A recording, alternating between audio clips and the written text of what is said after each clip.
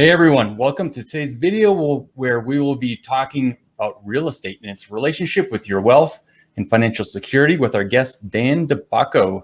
Welcome, Dan, and welcome to the Double Dragons Wealth and Wellness webcast, where we talk about exciting topics and even more exciting guests, especially more than myself, which will revolve around the various facets of building wealth, wellness, financial independence, and to live just a better life.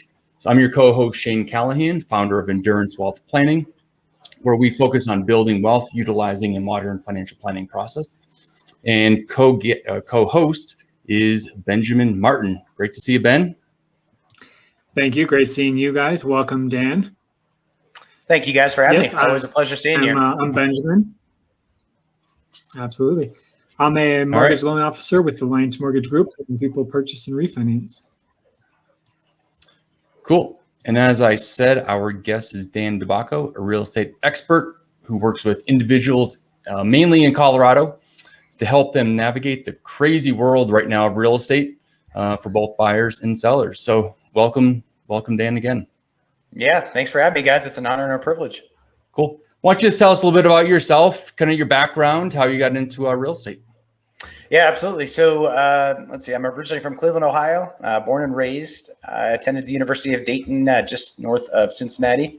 And for those of you that don't know, that's where the Wright brothers have their museum. And, you know, the Wright brothers are apparently from Ohio. So there's some flying history there, if you will. So, but after I graduated in 2009, I actually went on vacation to California and never came back. I was had some experience in coffee, running a student-run business, and then found myself working for Pete's Coffee and Tea and Starbucks while I was out in the San Francisco Bay Area, and then met my wife out there.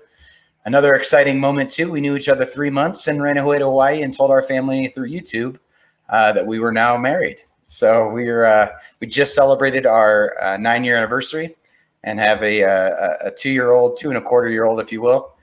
But when we were trying to figure out what we're going to do next in our life back in 2015, Katrina had an opportunity to move out to Colorado because she was working for Coldwell Banker Residential Brokerage, is what it was called at that time, on the corporate side, doing marketing for the Western region. And her boss, or actually co-boss, if you will, out here in Colorado, Chris McGatt, cherry-picked her to come out to start a program called the Broker Concierge Program, which is an onboarding training platform that trains and onboards new agents. So, and that is now a national platform. So because of my wife, it's now nationally, and she was definitely a huge resource for getting me into the real estate game. So I was out here looking for work, but decided that, hey, I want to start my own business, and real estate seemed to be the thing to do. So I got my license in November of 2015 and haven't looked back since. So I have 2 other business partners, Ron Buss, Susan Todd. So between Katrina and my 2 business partners, we have over 55 plus years experience. We're out of the Denver Central office at 6th and Grant, but I primarily work the Denver metro area. I live in Highlands Ranch. But I'm not picky or proud on where to go. So yeah, that's a little bit about myself. Katrina has just joined our team as well, so she's no longer on the corporate side. So we're just living the dream, making life transitions possible for both buyers and sellers. Nice. I think the big question that most people have right now about real estate is, you know, the market's crazy, not only in Colorado and most areas of the country right now. Where do you see real estate going in the next, 6 months to a year? Is there going to be a letdown here? Is there a bubble? What do you see? What are you seeing? Yeah, no, and that's definitely the $1 million question these days. So obviously we don't have crystal balls, and you would agree, Shane, and same with you, BK, when it comes to the number side of things. But where we're at right now, and no one should be scared about a bubble, at least at this point. Right now, and why bubbles took place, especially in 07, 08, 09, was that there was just bad lending. And BK, you could shed some light on that if we wanted to. And people were using their houses as ATM machines. They were doing cash out refis. As soon as it appreciated a little bit, they'd take out 10 grand to go buy a boat and reset their loan. And then what was also happening is we had extensive amounts of inventory. that builders were just building way too much, and it was just too much that a market could traditionally say is healthy. So there was just a lot of bad apples taking place at that time. And so now, since the Great Recession and having a real estate rebound, everything is pretty much polar opposites. We have no inventory. People have tons of equity in their house, and lending practices are beyond measure as far as how to get a loan. And, and on top of that too, we're not building nearly to what our capabilities or needs are at this point. So with that said, it is just a very pent up demand, or bladder, if you will, of buyers, and nobody's selling their homes. So when a house does just come on the market, it truly is a bidding war, because there's just really nothing else to buy. And, folks were going to go, wow, it's going 100K over asking or 150K over asking. Yes, that is definitely the nature of, some neighborhoods and some cities and states around the country, but it is not sending a signal of any kind that, that there would be a bubble of any sort or any concern in the foreseeable future, as far as, things tanking and whatnot. Now, barring any World War Z from the vaccines or any huge economic, recession or fallout, we're on pace to being healthy in the future. And here's what we think is that ultimately, as people get more and more vaccinated and there's more and more comfort of being back out in the world and, getting to a level of normalcy, you're going to see people going, okay, I do want to move somewhere else, or I do want to upgrade, or I do need to downsize, or maybe consider selling my investment. And so naturally, there's just going to be a little bit more people interested in putting their houses on the market.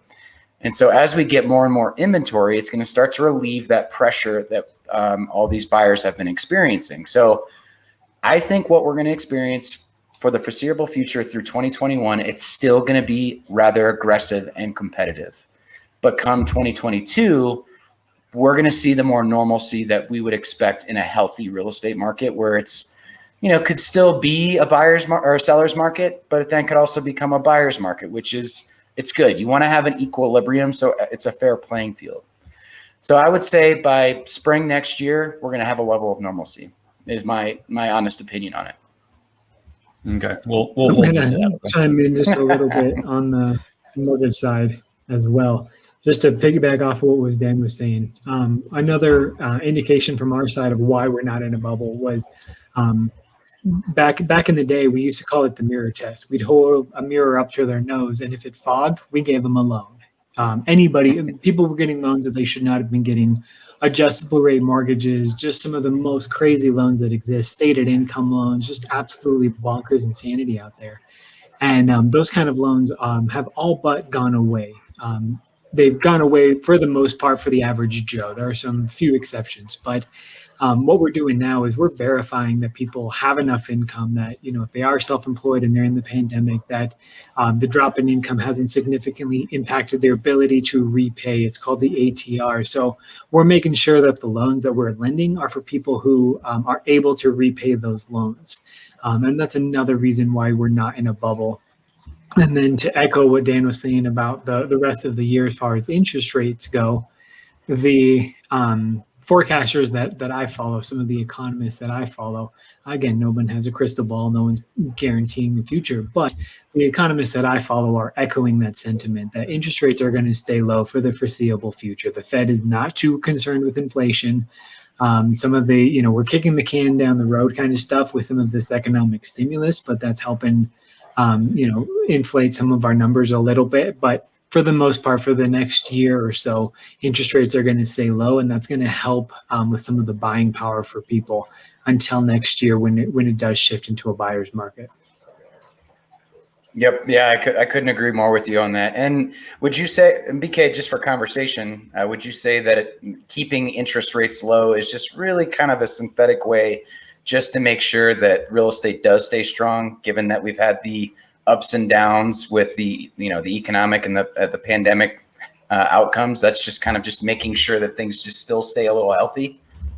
I 100% agree with that. I think that it is it's making the economic stimulus, even though, as Shane can attest to, the dollar in the future isn't going to be worth what it is today because inflation is going to be an issue. But if we're looking at the right here, right now, having the stimulus and having the low interest rates is going to help stimulate the economy and get us rebooted and re-going for the foreseeable future. And, we'll figure out what we need to do in the future when that all comes down. But for right now, we got to get the economy going. We got to get people spending money. We got to get jobs being created, and we got to get, people filling those jobs. So all of that, the interest rates are definitely driving that or playing a factor in that as well. Yep, absolutely.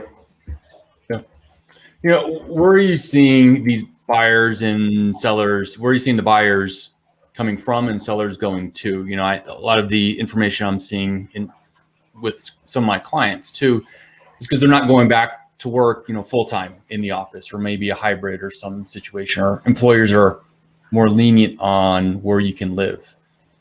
So are you seeing an exodus, out of certain areas and an influx into certain areas? Historically here in Colorado, you see a lot of people from California coming in to Colorado because it's historically has been cheaper, although that gap is definitely narrowing quickly, I believe, in certain areas, especially. Mm-hmm. Yep. No, great question. So, I what we're experiencing primarily right now is the influx of people coming to Colorado are where the metropolitan areas were most affected of COVID. So, it's the cities that really were struggling, and they really had high standards of, hey, you really can't leave your apartment. For example, New York City.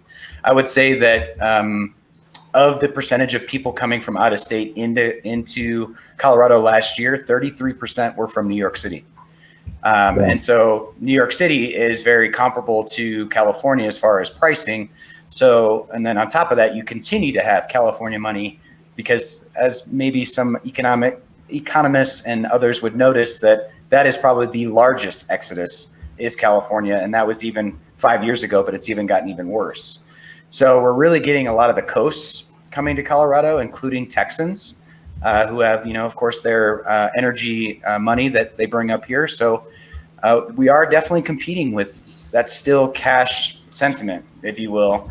But cash isn't always king, in this market. A lot of sellers have stories they want to also give to other buyers that aren't, the cash kings, but they are starting a family, and loans are still definitely a great way to get a home under contract, thanks to BK and his services. But, as far as people in Colorado, because obviously we need that inventory, it's just a matter of they have nowhere to go right now. And so what we're starting to see, and it's kind of an interesting trend. For example, I have a neighbor across the street that is under contract on a new build in Castle Pines, which is just north of Castle Rock for you viewers. And they're selling their house and living in an RV for a year because they, to your point, Shane, could do work from home and don't have to be in the office. So they're going to take advantage of being on the road. So we're starting to see people get creative with kind of what their lifestyle will be and how to accomplish the goals that they need to, because, sellers are probably like, hey, I'm going to maximize and take top dollar here before things possibly level out or normalize, because it's not going to get too much better going into 2022. We're still going to see the summer appreciation that we normally would in the market, but then we are going to see that leveling off, but not necessarily depreciation. So you're going to see these sellers starting to go, okay, let's sell now, let's get top dollar, and let's figure out creative ways to maybe transition into a home at a later date, whether that's going in to rent something or move into an RV like this past example, or maybe move out of state, because a lot of these native Coloradans are like, hey, this is not the Colorado that I knew. This is not something that I want to still live in. And so then they start transitioning more, to the rural states such as Oklahoma or Idaho, or going to Minnesota, kind of starting to hear more and more people that are transitioning more to the Midwest, central part of the country. Sure. All right. So you talked a little bit about there, I think that relates to the stress levels and how to avoid some of those, finding some of those alternate solutions.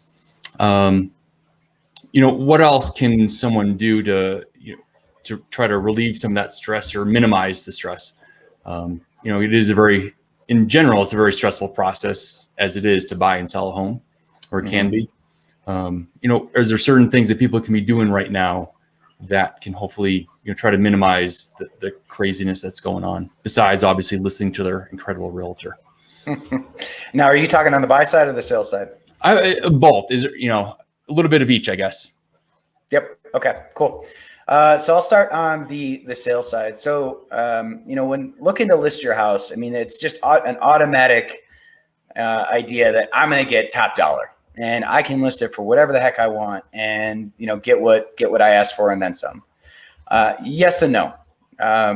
Sure. Can you put it on Zillow or, some of those other sites, just as a simple example, and put a yard arm in the yard and whatnot and get it sold? Absolutely. But I think there's huge opportunity that selecting a real estate professional that can get your home prepared in the most clean, pristine way, get it staged, get it organized, take beautiful photos, really have the 3D Matterport imaging for some of those out-of-state buyers that we were talking about so that they can really virtually walk through the home. Because taking these extra steps, even in this competitive market, could be the difference of getting a $500,000 asking price that you list for and getting up to maybe $600,000 or $550,000 or $575,000. For every little extra step you do to prep your home, you are incrementally increasing the possibility of getting even more money. There's a lot of discount brokers out there that will do exactly what I mentioned, put a sign in the yard, put it on the internet and get contracts. But you want a real estate professional that's going to help negotiate and elevate the toppest dollar for you. And that still does take some legwork. There's a lot of prep that goes into it, getting it clean, carpets cleaned, doing some touch-up paint here or there. So there's all sorts of things that go into preparing. And usually in a perfect world, if you want to sell, give your real estate professional at least an honest 2 to 3 weeks. 2 weeks to prep, a week of pictures, getting all the collateral in place. So that way all the marketing is in place to get all those multiple offer potentials in the door. Now, flipping it, the script and being a buyer. Now, I would say just be prepared for a roller coaster. I myself have helped buyers in 70 offer situations and have won. And so it first starts with being educated, understanding what's going to make it go from 0 to 1,000% to get the deal done and to get under contract and closed. And so there's a variety of things. One is just being fully transparent about the market. You are going to go over asking price. It's an average of 5 to 10% that a house is going to go over asking. So just automatically assume that if you're at $400,000, you're probably going to pay $475,000 to maybe even $500,000 for the house. And I know that sounds crazy, but the nice thing is that with such a short amount of or a small amount of inventory, these homes that are going under contract are helping set the market for when more inventory does come on the market. Be prepared that the appraisal is not going to come in at your purchase price. What sellers and listing agents are going to want to see is that you're willing to come in with some extra cash to the closing table. So for example, if a house is valued is listed at $400,000 and you go under contract for $500,000, but it appraises for $450,000, there's a gap of then $50,000. And so the lender is only going to lend on what the property's worth. So he's only going to lend on $450,000. So there's that gap that you have to bring extra cash to the table. Now, if we're averaging 5 to 10% appreciation in some neighborhoods, you're going to see that gap of $50K, $25K, whatever the number you're going to do, return back to you within 6 months to a year. So I know you're overpaying in your mind today, but down the road, it will be worth it just because of the sustained appreciation and health of the real estate market here in Colorado. So just be prepared to have your down payment and your closing costs, which closing costs would be roughly 1 to 2% of your loan amount, plus your down payment, plus any excess cash you can bring to the closing table to cover that difference in appraisal. And on top of that too, there's two other things to keep in mind is that inspection. I hate ever saying anybody waiving inspection. You absolutely have to at least know what you're getting into. So one inspection would be to do what's called a system structure and safety inspection, where you're not going to ask the seller to do any sort of cosmetic fixes. It's solely going to be based on system structure and safety. So you have that opportunity to negotiate if something comes up in the inspection.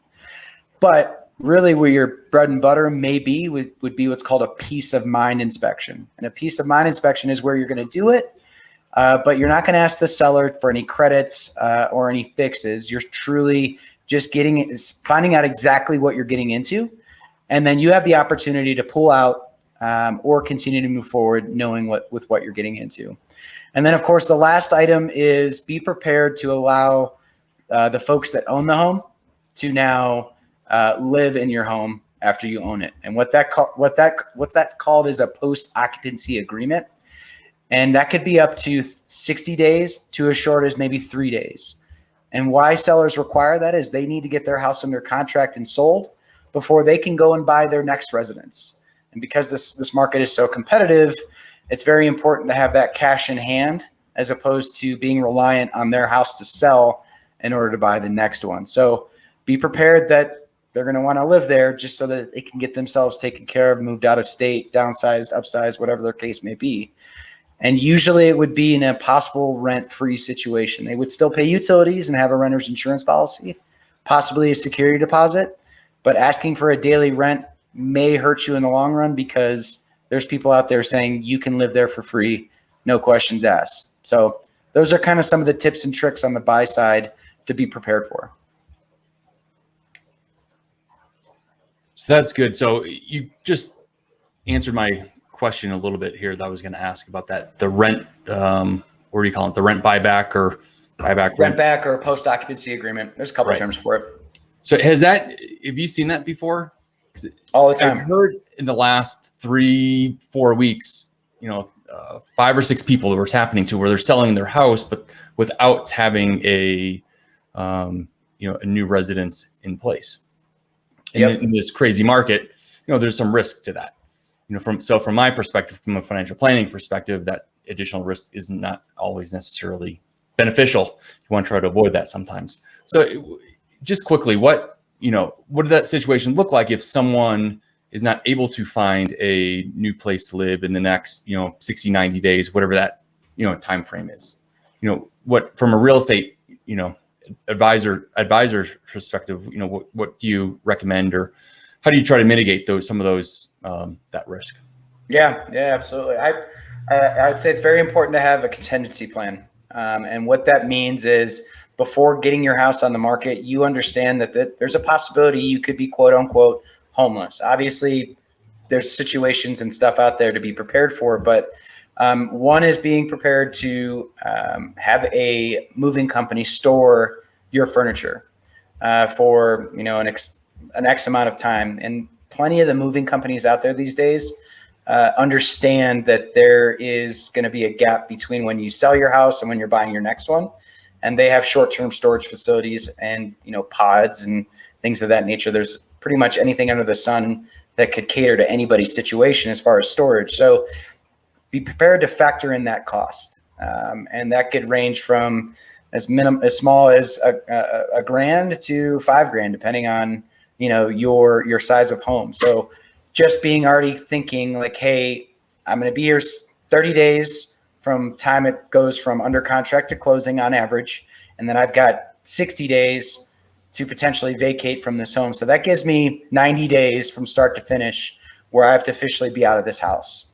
So one is just being prepared to possibly store, and then also looking into short-term rental opportunities. Now, I know Airbnb in the real estate market has not been a fan favorite for landlords and the big holding companies of real estate and long-term rental properties, but Airbnb is a great option. There's a lot of people that are looking at their home as long-term investments and are open to do an Airbnb. So look at Airbnb options as being your 30 to 60 day addition of your timeline. So just be prepared to possibly live in somebody else's house for a short period. Then there's also people that, are taking summer sabbaticals where they're going to go on vacation for a while, and they're having their house on the open market as a potential rental property for up to 3 months. So people are all getting creative in various shapes and forms. And it's definitely not something I love to encourage, because you're essentially moving twice. But there are opportunities out there to at least relieve the stress of not being on the street, but at least having a roof over your head and, some things taken care of. Right. So let's change gears a little bit more positive, maybe. These webcasts are revolving around the wealth and wellness. So let's focus on the wealth a little bit. So investment properties, investment properties are pretty popular right now from a business standpoint. So do they still make sense right now? If these houses are getting gobbled up by homeowners and people for primary residence, are investment properties still, are they still out there? Do they still come on the market, and what does that situation look like right now? Yeah, great question. Yes and no. It really depends. If you are entering the world, like here's the best way to do investments.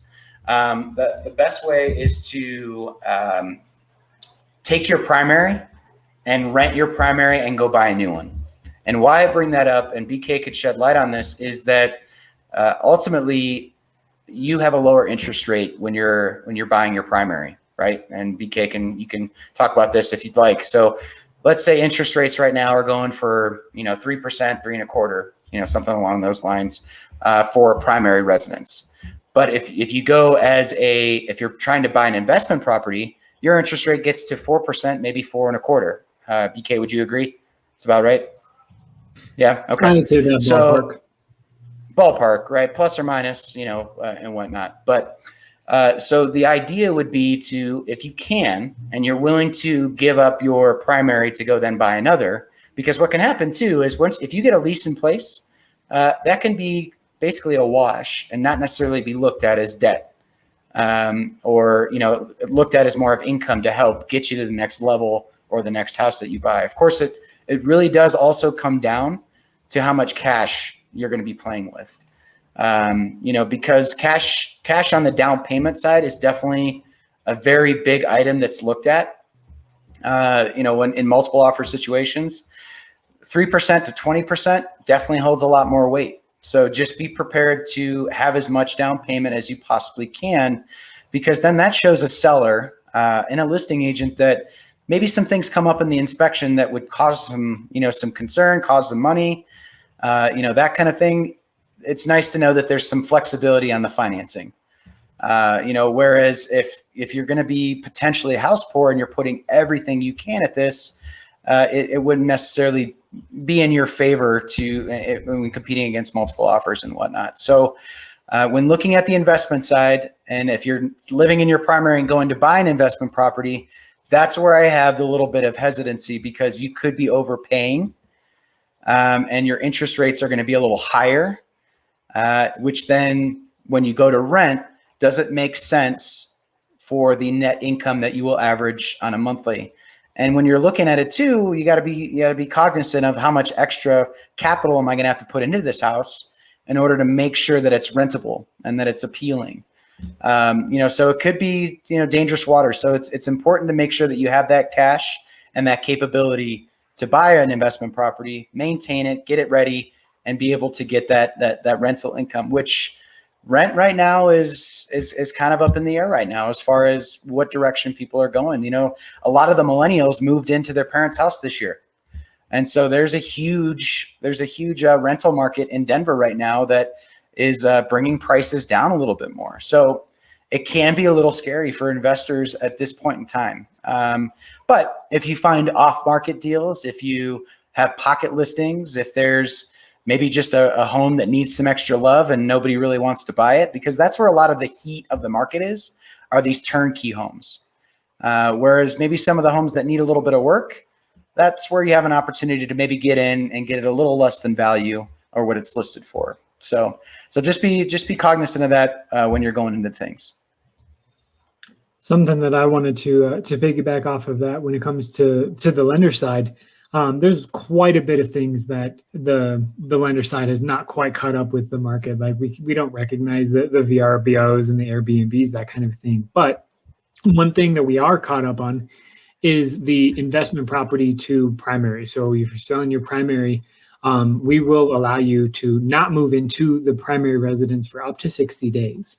That gives you a little bit of time to stay in your home and get things figured out. So as long as you're taking occupancy within 60 days of the home, it will still be counted as a primary residence. It doesn't have to be day one that you immediately move in.